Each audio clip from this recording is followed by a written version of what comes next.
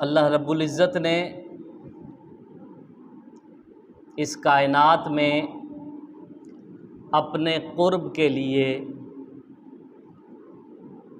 جو سب سے پہلا دل جس کا انتخاب کیا وہ قلب مصطفیٰ صلی اللہ علیہ وآلہ وسلم، اس کے بعد وہ صحابہ کرام رضوان اللہ علیہم اجمعین جن کو اللہ رب العزت نے قرب قلب مصطفیٰ عطا فرمایا، یہ وہ عظیم شخصیات تھیں جنہوں نے حضور کی معیت میں آتے ہی اپنی شبانہ روز محنتوں سے دین اسلام کو وہ بلندی، وہ مرتبہ اور وہ مقام دلوایا کہ آج مسلمانوں کا وجود ان کی انہی قربانیوں کے مرہون منت ہے۔ قرآن مجید اس بات کا گواہ ہے کہ حضرت موسیٰ علیہ السلام کو ان کے جو قریبی تھے انہوں نے اس طریقے سے نظر انداز کیا کہ انہوں نے کہا کہ موسیٰ جاؤ آپ لڑو جا کر اور آپ کا رب لڑے، ہم لڑائی کرنے کے لیے نہیں آئے، ہم تو صرف نعمتیں کھانے کے لیے آئے ہیں، جنگ آپ کریں یا آپ کا رب کرے، ہم جنگ کرنے کے لیے نہیں آئے۔ جبکہ حضور نبی رحمت صلی اللہ علیہ وآلہ وسلم کو اللہ رب العزت نے وہ ساتھی عطا فرمائے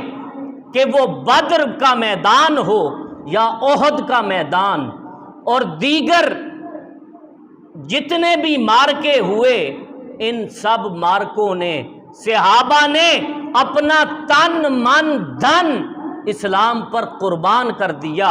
اس دین کی آبیاری میں، اس دین کے پھلنے پھولنے میں صحابہ کرام کا بہت حد تک کردار ہے۔ اسلام کی پہلی جنگ غزوہ بدر جو 2 ہجری میں ہوا، اس سے ٹھیک 1 سال بعد اسی شوال کے مہینے میں 17 شوال کو غزوہ احد ہوا۔ وہ غزوہ جس کو ہم احد کے نام سے جانتے ہیں۔ اس غزوہ کی ابتدا سے پہلے حضور علیہ الصلوۃ والسلام نے صحابہ کو بلایا اور ان کے ساتھ مشاورت کی کہ آپ کا کیا مشورہ ہے کہ مدینہ میں رہ کر ہی جنگ کی جائے یا شہر سے باہر نکل کر کفار کا مقابلہ کیا جا سکے۔ تو صحابہ کرام میں وہ نفوس قدسیہ جو غزوہ بدر میں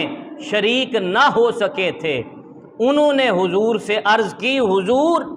ہمارا بھی دل چاہتا ہے کہ ہم اسلام کے لیے قربانیاں پیش کریں، لہٰذا ہمیں شہر سے باہر جا کر لڑنا چاہیے۔ تو مدینہ سے 3 کلومیٹر دور احد کا میدان، وہاں پر یہ غزوہ ہوا۔